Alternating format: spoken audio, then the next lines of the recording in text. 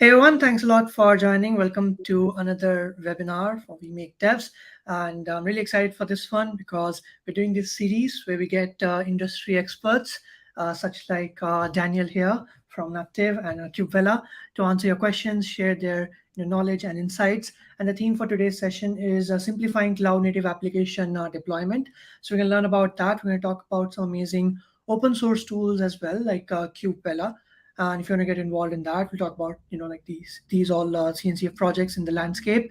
So yeah, if you want to get started with as a contributor, as a user, uh, just want to learn more about deploying your applications the cloud native way, this webinar is for you. Before we get started, I want to give a huge shout out and thank you to Daniel for taking your precious time and joining us for this webinar. I personally am also looking forward to learning a lot more. I know we met at the KubeVela booth at KubeCon, and that was a good little conversation. By the way, I've posted that podcast on my channel as well. But yeah, how are you, Daniel? And can you maybe tell us a little bit more about yourself, our viewers, before we Sure. get started?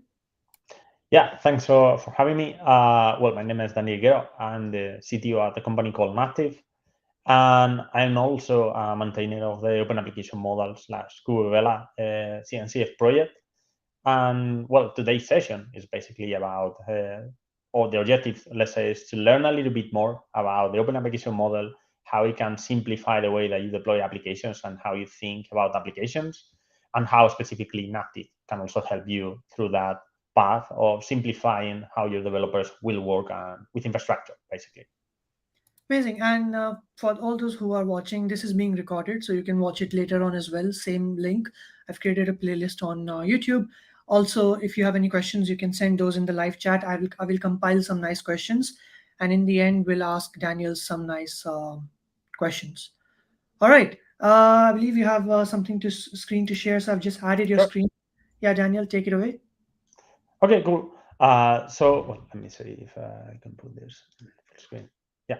So basically, what I was saying, today we are going to see how you can improve your application development, specifically on Kubernetes with the help of the Playground and the KubeVela project. So what we are going to see in this webinar is basically we will give a brief introduction to set some context of what is Kubernetes, why you should love it, and which are the issues that you can find if you start adopting this path, how OAM, which is the Open Application Model, and KubeVela can help you simplify how you interact with Kubernetes. After that, we'll see some features of the Napptive Playground, which is a product that we build on top of a lot of CNCF projects and basically provides you with an internal developer platform. So you can start using it by default without any other effort on your part. And some conclusions. And after that, as Gunnar said, we'll take some answers to some questions and answers. So first of all, let's see, well, why you should love Kubernetes, right? Like at the end of the day, when you start talking about cloud native development, Kubernetes is something that appears just typically just in the first part of the conversation. So for people that are not that familiar with what is Kubernetes, let's say that is a method to extract infrastructure and take the complexity from the infrastructure and put a barrier between infrastructure and applications. So for example, questions that you may ask of if you have a cluster, a set of nodes that you will run some workloads onto, you will need to define, like, for example, which is the node that will actually execute a particular workload. You need to start thinking about what will happen if a node fails, how you will move around the components of your application so it keeps basically responding to requests, how networking is going to be solved among those nodes, and a lot more. So Kubernetes gives you basically that layer to simplify all of those use cases, right? It's a scalable solution in terms of you can add more infrastructure to it and you will have more capacity to run application. And it is also important to point out that it manages the application lifecycle. So if you want a container to be deployed, Kubernetes will try to keep it deployed with a number of replicas that you have set. And if something crashes, if something fails, it will reboot the pod and it will try to continue having the application in the state that you said that you wanted, right? So which are the main benefits that you will get if you start using Kubernetes? First of all, it's a battle-tested framework. There is a lot of cluster running production workloads today. It is scalable in number of nodes, in number of pods / applications that you can run. It is likely that you start seeing more problems on some cloud providers because you reach their limitations before you reach some Kubernetes limitations. It will give you an infrastructure fault tolerance layer. So for example, if a node fails, it will automatically rebalance the workload among the available nodes. And it will manage the container lifecycle for you. So as I say, if something crashes, it will restart it and it will keep the application running, okay? It is flexible in terms of you can run basically any type of application or use case that you can think of Kubernetes. It's not specifically tailored to a specific type of application. So you can use it to run anything. And it will improve the development velocity because at the end of the day, it will simplify how you put applications in production, right? It will give you a layer on reliability. So you will start trusting more this type of frameworks. And the good thing is that it is supported in all major cloud providers. You can either install Kubernetes yourself, or you can get a managed Kubernetes service in any major cloud provider today, right? So once we have said a little bit and introduced what is Kubernetes and why we loved it, let's start talking about OEM and KubeVela and how you can use both to simplify how you interact with the system. So the open application model was born on 2019 and basically defines or introduces a new entity into the Kubernetes ecosystem called application. Before that, an application in Kubernetes is just a collection of elements that run together for a higher purpose, which is this logical application, but it's not declared as such in the Kubernetes entities, right? So the open application model basically gives you a way to define what is an application for you, which are the components, how it should be deployed in a way that is both infrastructure agnostic and provider agnostic. That means that it will run on any Kubernetes with a runtime, but it will also run the same application into different cloud providers without you being worried about needing to change or maintain different versions of the applications for the different cloud providers that you are using, right? This is one of the major issues that for a lot of people, this is something that's happening today where you start maintaining different flavors of your applications for things such as ingresses, persistent volumes, things like that are attached to your application that have a dependency with the cloud provider that you are using. So you are not only worrying about putting your application into Kubernetes, but you also need to think about which are the subtle differences between the different cloud providers. And that is a lot of effort. So this type of solution simplifies and abstracts all away for you. So it is focused on reusability and understandability. So we will try to have a simpler way than we have today to represent what is an application.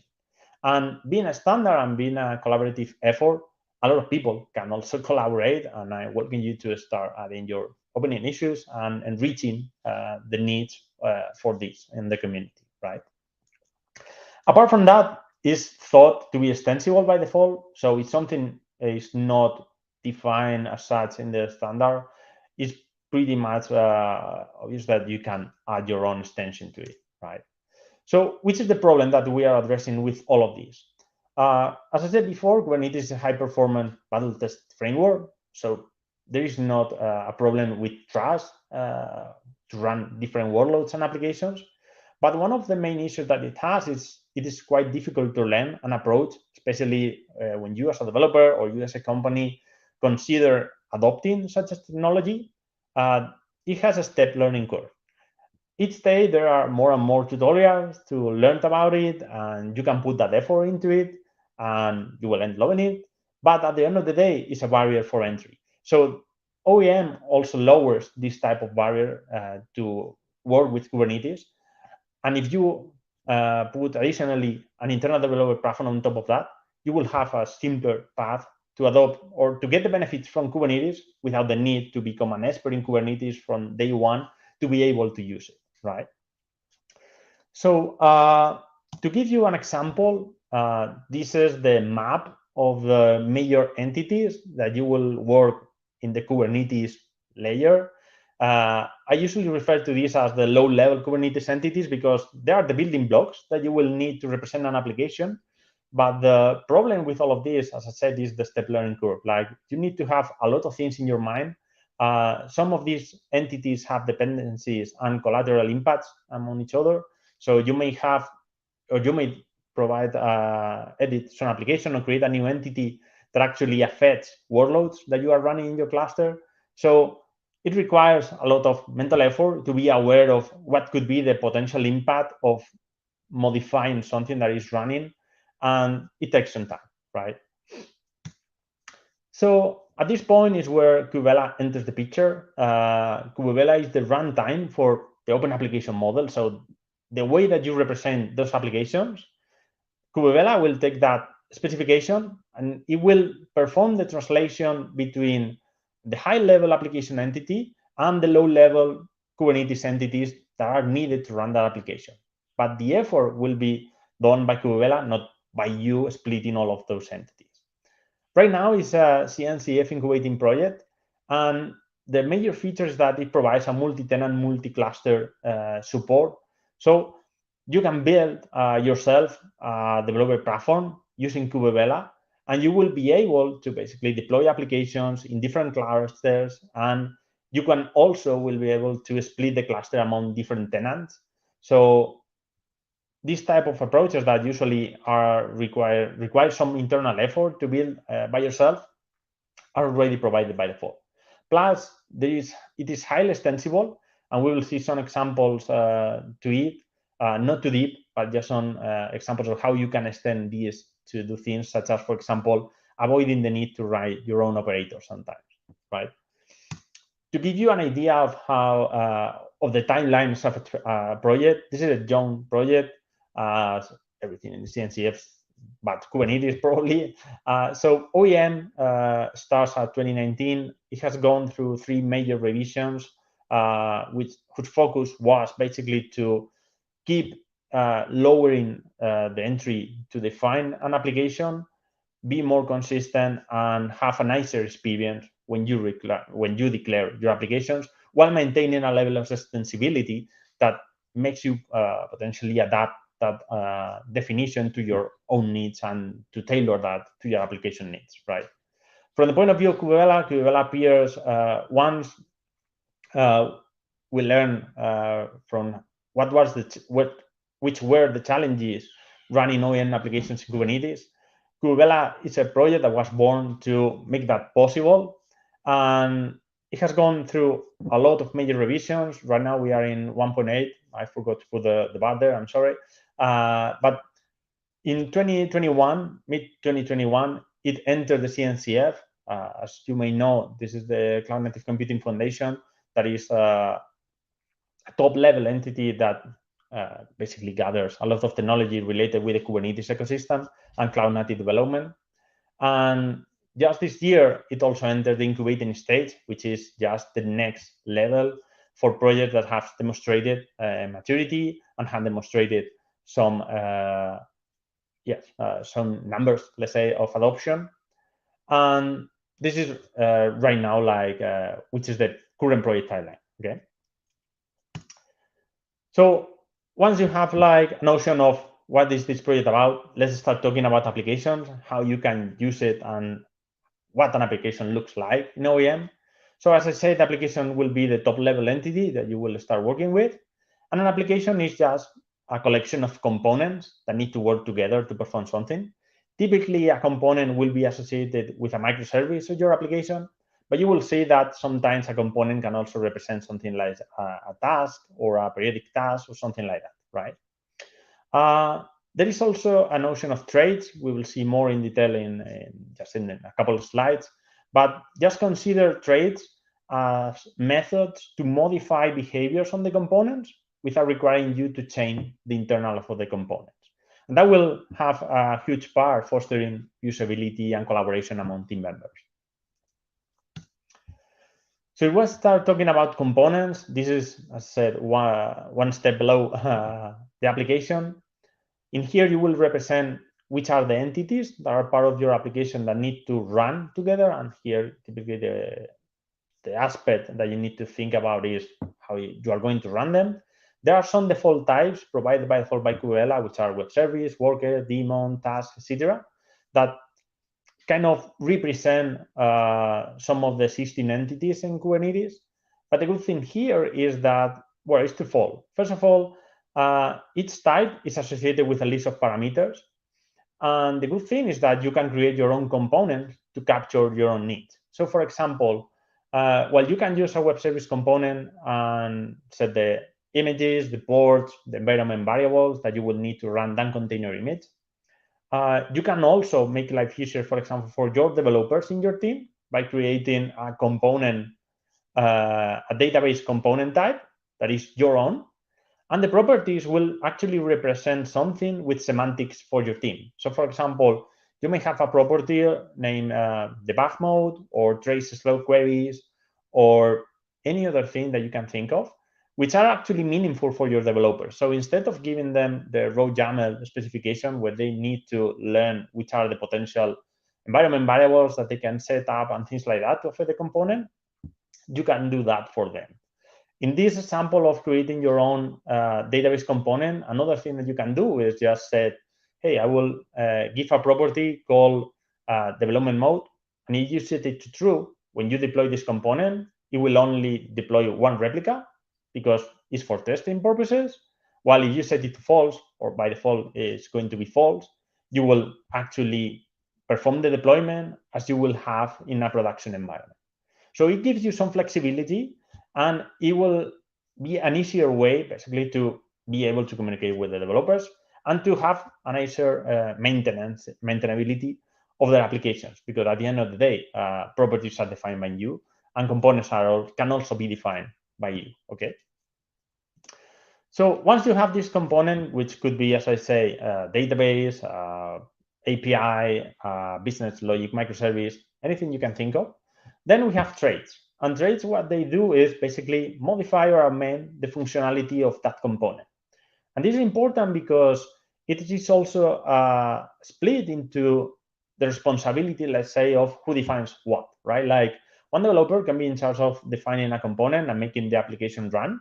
But maybe you trying to make this application work in another environment, or testing some new feature, or debugging an issue, would like to access all pieces of the information. So for example, a trait can be used to expose a component to the outside world, creating an ingress, as we usually do in Kubernetes. It can provide secrets or config maps or things related to configuration or certificates, things like that. It can also modify the behavior of that component in terms of which are the quotas that it will use, which are the resources that can be used to run it. Or things such as, for example, exporting logs to another place or integrating with a monitoring tool. You can do all of that with traits. So some examples of people using this approach are, for example, deploying an application that automatically registers itself in Grafana or any other dashboarding tool to show you the metrics, and automatically is being registered and shown in the dashboard. You can move logs around. You can expose components to the internet already with a certificate, a DNS entry, and things like that. So it's a good way, basically, to modify components. And as I said before, you can define your own to tailor it to your own use cases. So for example, some people may have trait or that cannot set annotations that are default in your company. You can use that to set this type of normalization among components. If what you want to do is to modify, let's say, elements for all the components in an application, you will have policies, which are just kind of the same approach with trait, but it's applied to the whole application instead of individually to each of the components. So for example, if you want to register this application in a monitoring system as a whole, you can do it with a policy instead of registering each individual component with a trait. Once we define, let's say, like the whole elements of the application, the next stage is to define how you want to orchestrate the deployment of the application. And for that, you can use the workflows that are already supported by KubeVela by default. Bear in mind that the idea here is not to have or to offer a full-fledged graph or dependencies and a complex strategy to deploy applications. But for most use cases where you just want to orchestrate the deployment of your components, for example, deploying first the database, then triggering a job to populate the schema, then create the components that actually will connect to that database, maybe notify or register in another system, things like that can be easily done and accomplished with this workflow. And as before, each of the steps are configurable. You will have a lot of them by default with KubeVela, but if you want to use your own, you can easily integrate anything with that. So for example, some people may want to, as I say, register an application or a component in a discovery service for other parts of your company. You can easily do that on the workflow. Once the application is deployed and is available, you can register or notify in Slack that the endpoint, for example, is available for everybody to take a peek on the next release or something like that. So if you are curious about how custom definitions are done, basically this is through Q-length templates. And the nice thing here is that it provides you with a level of programmability. So you will have conditionals, you will have loops, you can have variables and things like that. So you can easily basically define your own extensions. And as I said before, sometimes this could replace the need for writing simple operators when we are in a situation when we write a Kubernetes operator just because we want to standardize some of the options that are offered to developers to use it. You will likely have a nicer experience just writing your own component or trait because you will define the parameters, you will define which are the entities that are generated once this is rendered. And it's a good way and a fast way to actually get you with custom applications. Okay. So to give you an example of what an application looks like, let's see the typical WordPress example, which kind of is the hello world for cloud development. And let's see what it looks like when you put it in OEM. Okay.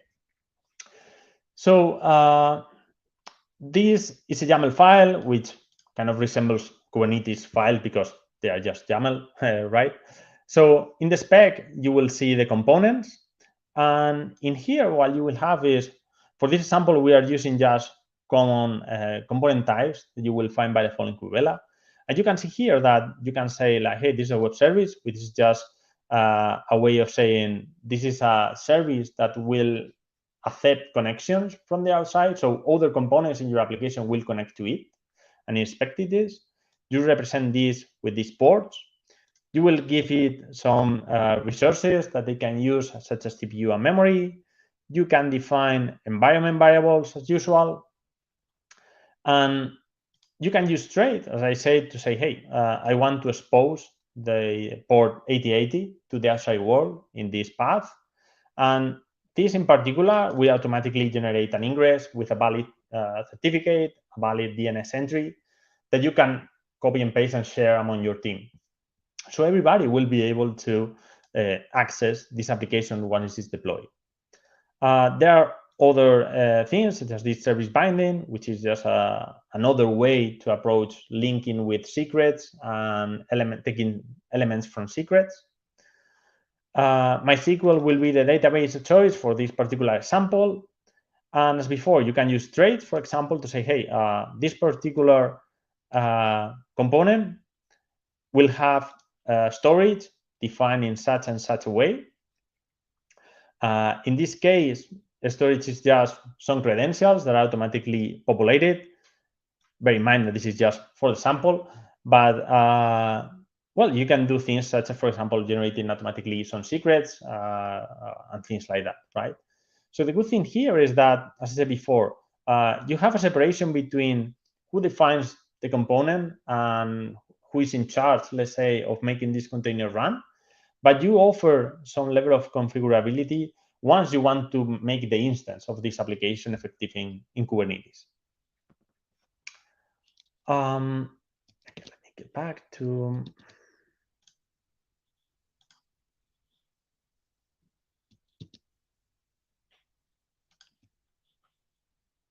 Okay. Okay. So let's move now to the playground and what does it offer basically for you in this OEM experience. So the Napptive Playground is an integrated development platform that is offered as a SaaS. So you can basically get started with an internal developer platform without spending any time building your own. It's built on top of KubeVela and other CNCF projects. And its aim is basically simplify the way that you work with infrastructure, adding other stuff apart from KubeVela. It is free to use, so you can go to napptive.com and create an account and test it out. And yeah, I think you will love it to deploy applications. So what are the advantages basically of using such an IDP? Basically, you have a platform that is portable among Kubernetes ecosystem. So you can install it on premise, or you can just use the SaaS model, bringing your own clusters and deploying applications in your own cluster. We, by default, provide a set of geographical zones, so you can choose where to deploy your application based probably on where your users are located into it. And the whole idea behind this is to remove the number of tickets and make developers happy by providing a self-service tool. So for example, instead of asking somebody to install a cluster or a Kubernetes cluster for you to make some tests, you can automatically go to a platform, request some space, and partition your quota as you wish, deploy the applications, and work with it without needing basically to ask any favor to other people. And the whole idea of this is to fuel innovation, because at the end of the day, if you are able to do a lot of things by yourself, because you are not working with the low-level Kubernetes layer, just working with applications, it will also open the usage of infrastructure to a lot more people that may not have the developer user persona, let's say.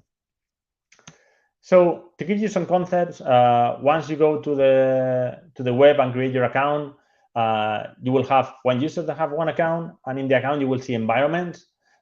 Environments is a way of splitting basically the quota. And an environment will be associated with a particular zone. Zone, you can see it as a cluster that you may want to have different zones, for example, for geographical reasons, just to be near or closer to your users. Or you can also have zones just for cost purposes. So for example, development could be done in a cheap Kubernetes infrastructure, while production environments may go to a nicer infrastructure. So you can use zones basically for this type of things, either cost or latency, basically, or a combination of both. It's automatically isolated from the environment. So this is a multi-tenant system. So you don't need to worry about applications interfering with other applications or connecting to them. And some of the use cases that we are seeing related with environments, apart from the classical one of I will deploy my WordPress and I will maintain it for the rest of the time, are you can create ephemeral environments for CI/CD use cases where you just request some infrastructure, it's fresh, there is nothing in there, you can deploy your application. You can make use of these OEM applications also for QA to represent, for example, development or testing backends versus components and things like that. And it will give you also for other people an approach, as I say, of separating development, stagings, or production. Or for other use cases, you can just associate an environment with different clients. Like, for example, if you are creating web pages for different clients or different designs for different elements of a product, you can split it by product, by client, etc. So it's up to you to do it. So how does it relate to KubeVela?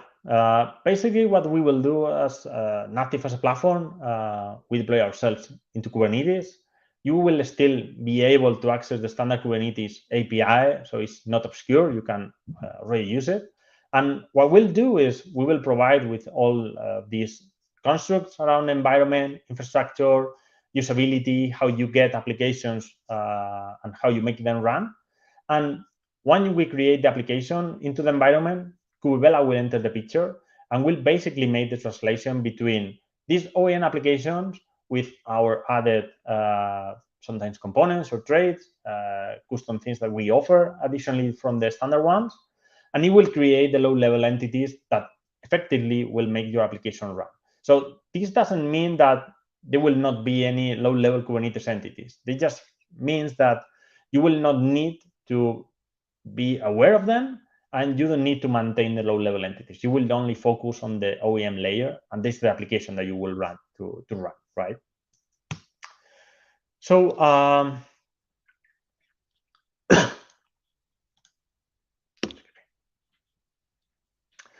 to give you some examples on this, let me show you a little bit of the platform. This is what you will get when you enter when you create an account. Environments are here. You will basically have the list of environments. You have information about the zone that they are deployed to. And if you want to create yourself, you just need to provide some naming, provide some quota, and select the zone that you would like the environment to be at. So right now we offer 3 zones, one in Europe, one in Asia, and one in North America. So you can choose the one that is closer to you, basically, to have a nicer latency experience. The same that you will do basically with any cloud provider, okay? So in terms of deploying applications, we have 3 major ways for you to deploy applications. One is a catalog, which is kind of similar to what you will find in terms of a registry for storing container images. You will have the same, but for applications. So you will be able to put versions of your application in a catalog so that other people in your team or your organization can easily go to the catalog and click on deploy, and the application will run. You can create, obviously, raw YAML files that you will have around in your local machines. Or there is also an additional possibility of pointing out to a GitHub repository, and it will automatically make that code run without the need of creating a Docker images or publishing that Docker images anywhere. With all of these, I think we'll cover all the major ways that you may think of using such a platform, right? So just to show you the easiest way to get you started, once you create an account with Napptive, just go to the catalog, and in here you will see a lot of applications that have been just added by Napptive as ourselves, such as, for example, this Trailio, which will be one of the samples that we will run today. But there is also one thing which is quite nice, which is that a lot of community members also provide their own application. So if you want to run something in Kubernetes, it may be already available for you. Just look for it in the catalog, right? You will see some description about what the application does, how they will run, etc. But bear in mind that making this run is as simple as selecting the environment that you want the application to run, adding traits, components if you want for the application, clicking on deploy, and it will automatically deploy the application for you. It will take some time for the application to get started, and you want to see where the application is going. Well, you can access, obviously, the logs and see everything about the application. Once the application started, you can just go to this endpoint, and in some time, eventually, as you can see here, you can connect to the application. You have a valid certificate, a valid DNS entries that you can go and play around it.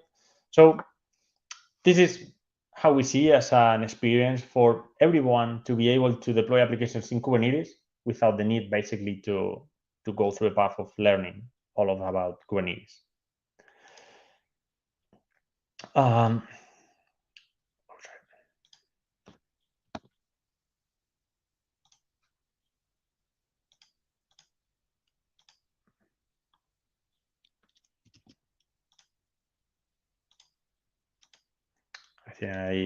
So that's myself. Well, anyway, let's continue. So some conclusions about all of this, right? Let's see if I can, at least we can see it better. basically, Kubernetes is probably the way you would like to go when you want to start going to cloud native application development. This type of tooling allows you basically to have a simpler experience when you would like to use such a complex system. And at the same time, while you have applications that simplify your path to deploy applications, you still keep the access to the low-level API in case you would like to integrate with other third tools. You have to debug something quite special in your application, something like that. OEM provides you with a way to define applications in such a way that they are portable among cloud providers, they are reusable, and it's also a good way to communicate what you have as an organization among teams. So if you have made a component, for example, for a database or for an authentication layer, something like that, it can be reused effectively in your organization. All of that combined into a developer platform, which at the end of the day is a way for you to have a nicer experience for everyday operations for developers and DevOps. And with that, I think we'll finish and we'll take some questions now.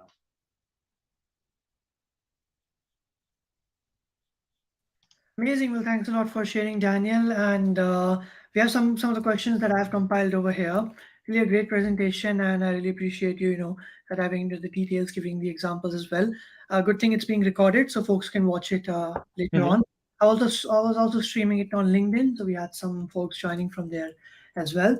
But yeah, I'm not sure about LinkedIn, but on YouTube, it's going to be uploaded, and you can watch it later on. Cool. All right. Someone is asking, what are some of the unique features of the Napptive Playground that make it ideal for developers who might have limited knowledge of Kubernetes? And in addition on that, like a similar question is like, what are some of the prerequisites or technical skills that are required to use the Napptive Playground effectively? Because devs want to focus on writing code; they don't want to work with all the other jargon and all these other things. So can you maybe give a little bit of an insight on that? Limited knowledge of Kubernetes. Yeah, so basically, this type of tooling enables you to work with infrastructure that runs on Kubernetes without worrying about Kubernetes, just because instead of learning, as I put before, the whole map of entities and how all of them work together with finer details, you can focus on having an application construct where you define the components, how they communicate among each other, and how you want to deploy your application. And that is closer to what a developer, let's say day to day, is that spending time finding out which is the annotation that you will need for a particular Kubernetes and a particular cloud provider, right? So the main benefits here is that instead of learning all of the other stuff about low-level Kubernetes entities, just focusing on learning how you can express an application in OEM is much simpler. And at the same time, that is portable. And if you have something such as the catalog, that will give you from day zero the possibility of deploying and working with applications without the need of even worrying about the definition. So for example, some of the emerging use cases that we are seeing is teams coming from data scientists, machine learning worlds, and where if you take a look to them, they obviously are users of infrastructure and they are demanding infrastructure actually. But why should we put all the need on this type of profiles or user personas to learn Kubernetes and cloud providers? They already have a lot of stuff in their minds to write models, to evaluate models, and to get insights from your company, right? So this construct or this combination of elements such as the catalog to be able to put applications that other people in your team can use it, even if they are not the owners of them, they can just go and deploy it and use it. And if you need to learn it as a developer, it's much easier to learn just this simpler application definition, because if you are just getting started with the standard component types, it's enough to get you started. And if you want to support as a DevOps team or as a platform team development of your developers, you will probably take care of creating some traits, some components, so that it is even simpler for them to use it. Amazing. Well, thanks for sharing, Daniel. You mentioned about cloud providers. Someone was asking, Does Napptive Playground support different cloud providers, or is it only limited to a specific environment? So basically, with the addition of zones, that is something that we have just probably recently released. You can bring your own cluster.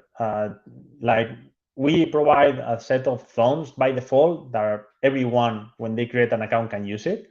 But you, in your organization account, can have private zones for you, and it can be on any cloud provider. We support all major cloud providers, and the good thing about OEM is that as long as you follow so simple rules, the application can be exactly deployed the same without changes in any cloud provider of your choice. It is up to you to maintain this level of separation, but you can perfectly put an application, as you will see in the catalog, that will run on any cloud provider. Awesome. Thanks for sharing. And by the way, I'll leave all the links in the description below that Daniel has mentioned, so you can check out all the resources in one place. Right. Another question is, can you maybe tell us a little bit more about the scalability and flexibility of the Napptive Playground when deploying applications to Kubernetes? Like, what level of customization and configuration options does it provide for developers? Sure. Yeah. So let's continue with the path of you have a private zone, for example. You can configure the private zone to be auto-scalable on load. So you can define a Kubernetes cluster that starts with one node, and it will auto-scale automatically up to the number of nodes that you are comfortable with. And at the same time, from the point of view of applications, there are traits also to configure things such as horizontal scalables and things that take into account the performance or request of the application or monitor, better said, the performance of one component or the request arriving to one component. And you can get a simpler method to integrate HPA into your applications just by adding trait to that component instead of finding out also the complex levels of Kubernetes for that. So you combine both, you can have actually an auto-scalable zone plus applications deployed if you wish. Thanks for sharing, Daniel. Right, we have a few more questions left, and I know we're about time as well, so gonna be making sure we are, taking out of everyone's time here. For specifically when we're talking about developers, can maybe share what kind of support and resources are available for developers who are using Napptive? So basically, there are two major places where you can go for help. You can either go to our documentation, which is just doc.napptive.com, or you can go also to the documentation from KubeVela and OEM, which will also provide you with some general level, high level visibility of things that you may want to do with platform and how you represent stuff. So if you are looking for examples, documentation is nice in the sense of you will see incremental examples for every trait that you can think of and how you deploy applications. And at the same time, things that are public in the catalog can be downloaded. And you can also check out how people approach the modeling of different applications. So those three resources will be the ones, I will say, that get you started when writing OEM applications. And speaking of, like, when we talk about writing applications, what about like handling updates and all new upgrades for your applications that are running on Kubernetes? How does the Napptive Playground do that? So basically, support for that is, let's say, using the standard Kubernetes approach, which is you will edit the application. And if you want to run a new version, for example, you can just go and say, hey, this component now will run this particular image instead of the previous one. And that will be the way to update applications that are currently deployed. Amazing. Thanks for sharing, Daniel. There's two more questions left. One is around KubeVela. Someone is asking how to get involved as a contributor. Like, where can we get started? Yeah, so to get you started as a contributor with KubeVela, what you should do is, first of all, go to the CNCF Slack of KubeVela in the CNCF Slack channel that is open for everyone. And it's a good way to ask questions and think about it. And also take a look to the repo for KubeVela. There is actually like probably 3 repos you may look at. There is the core KubeVela, which at the end of the day is you will, if you want to contribute to the engine, let's say, that is making this translation between OEM and low-level Kubernetes entities. There is also a catalog for add-ons for KubeVela. So things like, for example, if you want to integrate your applications with other systems, such as, for example, Flags or things like that, or you will like to run Helm charts and things like that, you can have actually components in your applications that are just Helm charts because you are reusing them or you are migrating progressively your application to OEM.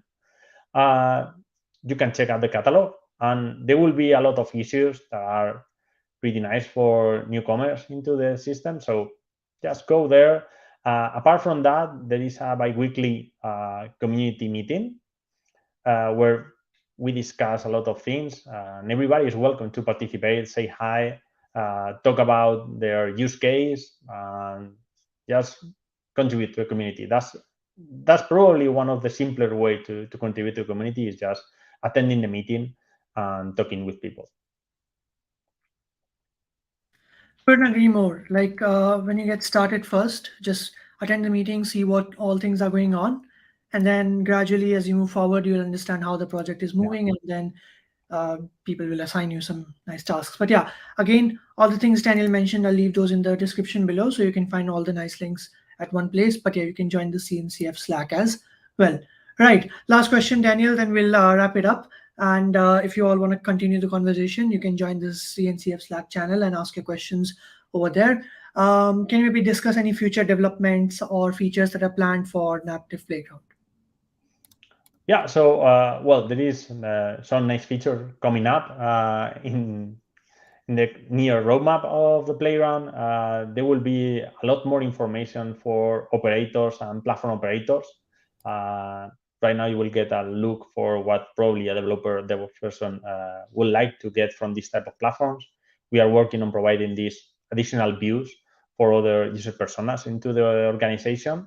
And we are also working in making even much simpler for some user personas to deploy applications into Kubernetes without even going through the steps of deploying and understanding OEM.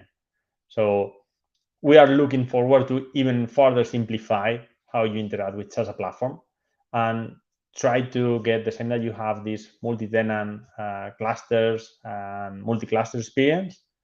Maybe you are able also to provide the same to making multi-tenant applications independently of whether the application supported itself or not.